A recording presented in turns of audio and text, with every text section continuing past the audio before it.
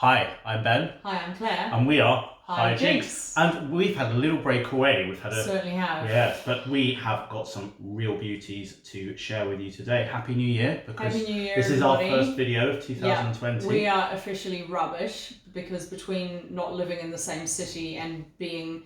Although we do now live in the same city. We do, as of, what, Saturday? Saturday, so yeah, I've moved Except back. I'm about to Disappear. go to New Zealand for 3 weeks. So because of that, we thought we'd actually kill 5 birds with one stone and do a little episode on barrel-aged gins. Yeah. I've been getting super into my barrel-aged gins recently. It's what you do when you get older, basically, Claire. Yeah, and also because they're nice, they're sipping gins, so like you can sit and have one as a digestif or a little nightcap or whatever before you go to bed, and they're delicious. And basically what they are, they're gins that are cut, it sounds stupid, but they're aged in different types of casks as well. So you can get them that are aged in red wine, you can get them aged in Chardonnays, aged in port barrels, aged in whiskey. Whiskey is the most common, I guess, just because of the Islay connection, you know, making gins and going, oh, we've got these whiskey barrels, let's age them. That's sort of how it started, let's mess around. And now everybody's at it. So we've got 5 really diverse There will ones. be, I'm really excited about this, first gin at some point, maybe aging some in a Madeira cask, so watch this space. You know, I have demanded to be, you know, on the shortlist to try that, so that psychs me a lot. So the first one that we're going to try, basically, I had a massive Thappa throwdown when I tried this the first time. Yeah, you did. Which was the Manly. You liked it so much that we got a bottle for the blog and a bottle for yourself. I bought a bottle for myself, so this is the most common type of barrel in whiskey barrels, and that's purely because the whiskey and the gin aren't so far apart in terms of, you know, like the Islay connection up in Scotland is quite strong. Exactly. And they're sort of cousins in a weird way. So it seemed natural to sort of do a bit of a crossbreed, I guess. And I'm trying to remember what it was that I liked about this, because we really like Four Pillars as well, which is there. And the thing love our Aussie gins. Yeah, the thing that links Four Pillars and Manly is that you do smell weird sort of indigenous Australian botanicals that you don't really get in the UK. You know, like, you know, mint gum and all this. They're very vibrant. They're they're quite colourful gins on the palate. They're things that taste a bit like something else, but it's not something you've ever had before. Yeah, exactly. A sort of really unique, exotic it's version of it. A really unique ident. Like I get quite a lot of freshness on the nose there. Well, because Manly itself, the gin is quite a coastal gin. It's got the bladderwrack seaweed. So it's in itself, it's quite an interesting gin. You know, it's fresh, it's salty, it's citrusy, it's lovely and coastal. So this isn't just sort of a standard dry gin in a barrel. This is already quite an interesting product. Because people think about whiskey as quite a heavy drink, don't they? Quite a hard drink. And they can't imagine that something would have that sort of lightness of touch. On the nose, and that's what's quite interesting. Should we have a little pour and see what we get? Get in there. Get in there. Give me the tiniest splash. Because I need to be responsible with my life. Yeah, that's drink responsibly. Cool. Hashtag drinkware. Is that the hashtag? Drinkware.co.uk? Is that the one? One of them. I think so. Other countries are also available. Yeah. That freshness really comes through. It's sort of there's also a sort of almost a citral element, like a lemony, like a lemon balm or something like that. There's something that comes through that's quite because there's something like that in the original gin. Yeah, exactly. So that's what it boils down to. That definitely get a bit of that saltiness, a bit of that fresh. It's like a half caste, isn't it, of whiskey and gin, which is everyone's dream, really.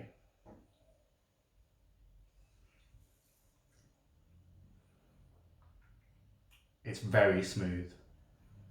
It's very round. It's got a point to it, but it really gets all of the kind of like taste sensors. You really feel like it coats your tongue. And it remains really dry, which is nice. But yet it sort of starts sweeter and then has a dry down, doesn't it? Like when you first put it on your tongue, you do get like the kind of like citral sweetness a little bit, and then it sort of has this sort of really pleasant dry down. Which is almost the barrel coming through late. Because the barrels can also add sweeter notes as well. So in this case, it's a whiskey barrel, so it will add a more savoury thing. As we go on to some of the others, some of them will have sort of sweeter notes. But this is more likely to add a kind of smokier, savoury sort of undertone to it, but it does in a way that doesn't overpower it. It still feels quite a light drink. Yeah. So it's like diet whiskey. It's like a gateway whiskey. Yeah, diet whiskey. I like gateway whiskey. It's like before you get started on the hard stuff, have this. Yeah. And what are we? 45%. So it's quite a high ABV. You don't get that at all. No. It feels deceptively. It's not punching me in the face or the sinuses. Yeah, it's deceptively smooth, isn't it? Yeah. Do I want to try it with ice or do I not want to try it with ice? Let's see what happens if I put. I'm not going to because I think it's so sort of delicate on its own. I think we might play with ice. Also, I think that ice. What we find that ice does Ice often opens is up. dry. It often sort of dries. It dries the gins out a little And bit. opens up, and that's already quite open. That's why I'm surprised it's 45%. It feels like it might be a lower ABV and it's been sort of already opened. Yeah. But to get that sort of ease of consumption at 45 ABV is pretty impressive, I think. Yeah. That's pretty impressive. Where should we go next? I think let's go to American Oak Barrel, Bluecoat. So this was a gift from our fabulous American friends Mary and Kate, who very kindly. I saw this on Instagram, and I tried Bluecoat for the first time in Charleston, South Carolina, and I was really psyched about it. It's a really, really lovely American dry gin. So when I saw that there was a barrel-aged version, I just had to have it. And fortunately, it was available. So yeah, finished in American oak barrels. This is just basically, it's a beautiful American dry gin, which is basically a slightly more citrus led and less juniper led equivalent of a London dry. Right. So should we go in here? Yeah. I mean, we will eventually. Can you do that? I don't know. I've got weak wrists or something. We will eventually have to wash up, but I've got a plan for that. Don't worry, I've thought it through in my head. Okay. The man with the plan. Stan the man with the plan. I don't even know where these tasting glasses came from. They showed up in my gin cabinet one day. They just arrived. They just appeared. Yeah. So. Yeah. Whoever gave these to me, thank you. I have no idea. Or possibly to your drunk self for nicking them from a bar from somewhere. It's entirely possible. Could have pie-keyed them away. I used to do that. Did anybody else used to do that? I did it at uni all the time. Just saying. Anyway. Yeah, I think everybody did that at uni. So this is a darker colour than the Manly, isn't it? So, it's got more yellow in it somehow. Yeah, which implies it's going to have slightly more of a barrely flavour. Yes. Creamier. It's quite buttery on the nose, isn't it? Exactly. Really, really lovely. That's more round. That feels stronger. It feels like a harder liquor. Yeah. Whereas that... I just love the butteriness. The Manly feels like a very light spirit. Yes. This feels, almost like a sort of burnt caramel at the end. Yeah. You get, 100%. The burnt thing is quite good as well because it adds another sort of dimension of flavour. Yeah. I'm going to stick an ice cube in here because I think it might do something. Not sure what it might do, but I think it might do something. Yeah, let's give it a go. Oh, that works really well. Taxi! Do you know what? I might let you get your own. Okay, BYO ice cube. There you go. I'm really skillful today. Oh, I really, really like this one. Just basically because any alcohol that tastes like it's got butter in it, I'm all about. A Chardonnay, a complex white wine. Fat-free butter, basically. Fat-free butter's always good. Yeah. I don't know what it is, but that sort of, that caramel but not in a sweet way vibe is something I'm really, really into in a drink. So I'm suspecting the ice is going to... It doesn't do that much, actually. Like, it does open it out. Makes it less round. It makes it more... Makes some of the flavors... I get more of the flavour of the gin now. Right. I would say that neat, I got more of the caramelly barrel, aspect, yeah. But now I'm getting more of the juniper and the citrus and that sort of thing. So that's just purely... So it's a bit drier now. That's purely just a preference. Yeah. So you can see, people with whiskey get really kind of like, you've got to have it like with a bit of water, or you've got to have it with a cube of ice, you've got to have it neat, and they get very defensive, it's almost as defensive as steak. Yeah. This shows you can have it different ways, it just tastes different. Yeah. Yeah. Yeah, I mean, this is very, very pleasant, but I really liked it neat because I like those sort of sexy caramelly elements. We would go Greensand Ridge next, wouldn't we? I think so. So I'm not gonna finish all of these. Basically, I need to be responsible in a couple of hours. Yeah. So so Greensand Ridge. So again, this is a File of Frog. This one was. Yeah, I mean, Greensand Ridge itself is one of my favourite gins. I think it's a really masterful product. So they're down in Tunbridge Wells. Is that Kent? Somewhere in Kent. Yeah. Shipbourne. Yeah. Okay. Shipbourne, Kent. So I came across them at the Princess Victoria pub actually, and I got really into drinking their gin because it's a lovely dry product with really interesting sort of garden botanicals from Kent. But also when you drink it, it's one of those gins that the flavour develops as the ice melts and as you get different sort of what's the word I'm looking for? A different sort of percentage of it in the glass. Yeah. It's a really interesting and delicious gin. I took it to New Zealand last year. Everybody who tried it loved it. They found it really interesting, really pleasant, really delicious. So I was at Gin to My Tonic Festival, and Greensand Ridge were there with their range of barrel-aged gins. And this is their sherry cask gin, PX cask gin. And it was a moment where I sort of had to roll my eyes back into my head and disappear into the universe for a few moments to be in a world of ecstasy with my flavour. Yeah. That's basically how I felt. Yeah, I got a few text messages that day. So, they started out being coherent. Yeah.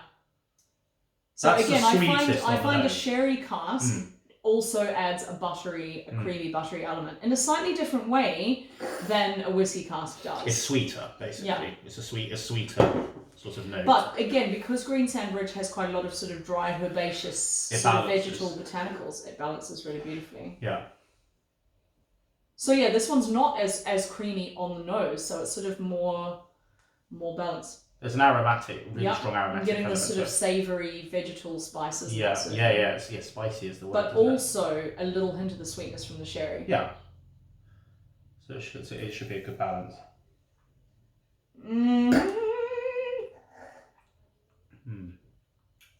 My God, that's delicious. Something almost nutty about it right on. Well, it's got Greensand Ridge itself has I think it's got hazelnuts or cob nuts. Yeah, that's what you get straight away. And quite a lot of it's got sort of trees and that sort of thing in it as well. And I suppose that's like your nut is your sort of where the Venn diagram crosses over of sweetness and spices, isn't it? Nut is a sort of blender. So it's like sweet and creamy and spiced, beautiful balance, but it's not sweet. Most people wouldn't call it. For me, it's about as sweet as I like. I'm going to add to this. I've just had an ice cube melting in here. Okay. I'm just going to add a drop of water. I'm not going to get the ice cube in because I think this might just make it different. Just a tiny drop. You know, people with their whiskies have different. Let me know. I'll take your word on it. To be honest, it doesn't change it very much, because the character of it is quite well melded anyway. Yeah, I think it's so interesting. It's it's got variety. Potentially, the aftertaste is quite savoury. It makes the nut a little less powerful. Putting a drop of water in, you get slightly more of the kind of sweetness and the sort of spicy element.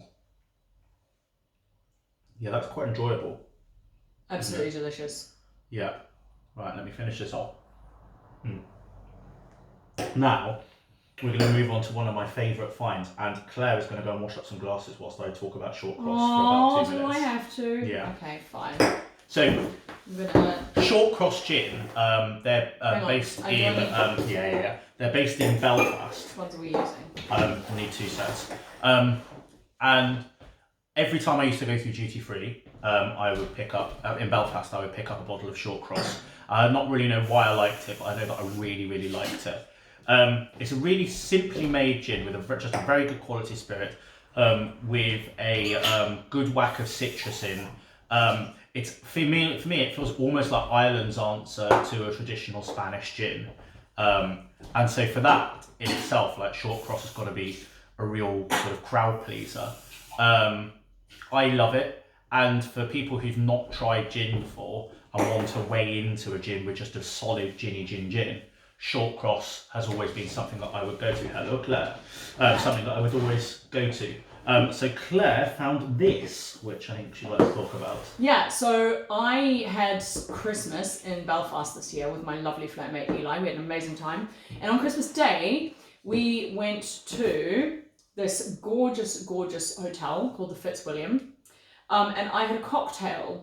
That's in Belfast, yeah? In Belfast, yes. Yeah. We also went there for dinner on Christmas Eve. It's amazing. If you're in Belfast, go there. Go there either for dinner or go in there for cocktails. They have a gorgeous cocktail menu, and they've got quite a few sort of local products on the menu, gins and whiskies and that sort of thing. And the cocktail that I had this Shortcross barrel-aged gin. It had Martini Rosso, it had bitters, and oh my gosh, what was the other thing? I'm trying to remember.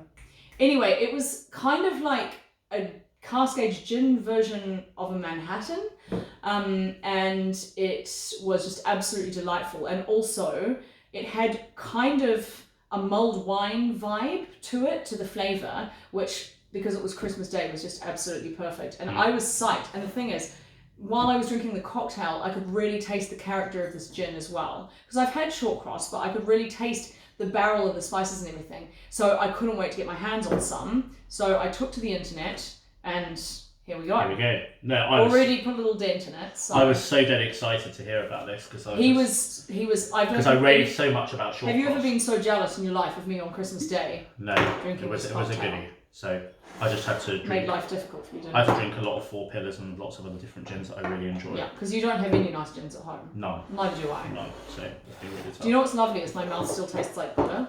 Mm. So only a splash. How's that? Yeah. That's a big splash. Oh, but that's alright, you're allowed to. Don't hurt yourself. Exactly. Gosh, so this has got so much more of a sort of fruity spice palette to it. Completely different character product. Yeah. Oh my god, it smells so good, doesn't it? You get like deep. You get more up the nose with this. Deep fruit, a little bit of spice, almost a mulled vibe. Like I said in the cocktail. Yeah. Yep. So you get the spices and the fruit. Still a bit of butter. There's still a bit of toffee or something. Yep, and it remains not overtly sweet, which I like. Dries itself up. In fact, it's very light, isn't it? Mm-hmm. It's not massively. You don't get an alcohol hit, and it's very, very delicate. It sort of does a little dance on the tongue, and it's very warming. I think the spices and that sort of thing. I wonder what would happen. It gives me sort of warm fuzzies. What would happen if I did some uncultured rippage on an orange? Give it a go. I think there's something in the perfume of the citrus that would just elevate it even more. Do you want to do a bit, or do you? I'll do. I'm just going to put the tiniest bit because I have such a small. That? Like half that. Yeah. Not even half that. Let's swirl that around. Fraction of that. Sometimes, like, you get the perfume of the citrus and the sugar in it, and that kind of combination of things just brings a new dimension. And Shortcross and orange is a classic combination. Classic. As is sort of Christmas spice dried fruit and orange. Right. There's something about it that balances it quite well. It takes away. It actually dries it down a little bit weirdly for me. It like makes. Yeah, I see what you mean. Yeah, sort of just settles it. I like that. Yeah, it's really interesting. Yeah, I'm a fan of that. So we're gonna in future episodes we're gonna play with this in cocktails as well. But so just to be clear, we've covered quite a lot of continents so far. So we've got Australasia, we've got Australia, Manly Spirits. Yeah. I've got a photo of me outside Manly Kebab in Sydney. Yeah. Manly Kebab, I thought was quite good. American. Irish. And English. Yeah. So we've, everyone's at it. And then we're about to go back down under. As it were. For Four Pillars Chardonnay barrel gin. Now again, this is I have this thing, we're living in the age of sort of instant gratification and compulsive consumption, and I see things on the internet and I get really excited about them, and I immediately go, shut up and take my money, and I go straight on Master and Bolt or whatever, Whiskey Exchange, Other Amazon. websites are available. Yeah, all the websites. Whoever's selling it cheapest generally. Yeah. And I have no loyalty to anyone. Sorry, guys. And so I saw this. I love Chardonnay. So my favorite wine would be a really complex, deep, buttery, gobstopper Chardonnay. Yeah, and so the combination of that and Four Pillars just seemed too good to miss. Yeah, and we love everything that Four Pillars. Yeah, there's a sherry. Pillars pits out. There's a sherry cask one as well. To drink. There's I had some spice Negroni yesterday, the spice Negroni edition. There's a new edition they've just released, which was exclusive to Selfridges, which I still haven't opened yet. Oh my gosh, well, I need you to get on. Which is a bit like a director's cut. If you drink that without me, I'm going to kill you. I mean, I will drink it without you, but I won't finish it without you. I was going to say, you don't. Yeah, I mean, you can open it without me, but we need to do a video with it. Oh, otherwise, 100%, that'd be rude. 100%. Okay. Right. So, Four Pillars, Chardonnay, barrel, gin. This basically should be your favourite gin in the whole world. Or in your top 5, like on paper. Smells so zingy and fruity. You smell zingy and fruity. Oh, I probably do. I have been to Birmingham and back today. Yeah. There's almost a peppery note to it. Yep. Yeah? I reckon this, again, so like we were saying about the Manly, this is going to be a really interesting barrel-aged gin because the gin itself is so interesting. It's got those exotic, as I said, when I drink Four Pillars, it like tastes like a lot of colours. Or in your mouth before you've even done anything to it. So you put it in a barrel, and so already you're creating something that is really interesting. So it's not just about it's about the gin itself, the varieties of gins. When you're looking for barrel aged, it can depend on the gin itself and then the barrel they put in. And how long you age it for really makes a difference in terms of how much barrel you get versus the level of interest in the gin to start with. Yeah. So something like a Four Pillars can be barrel aged and be taken out quite young. Yeah. Because it's got so much interest in the gin already, whereas you can rescue a slightly substandard gin by just leaving it in there longer. Yeah. That's interesting as well. Yeah, so I get a lot of like zingy fruit in there.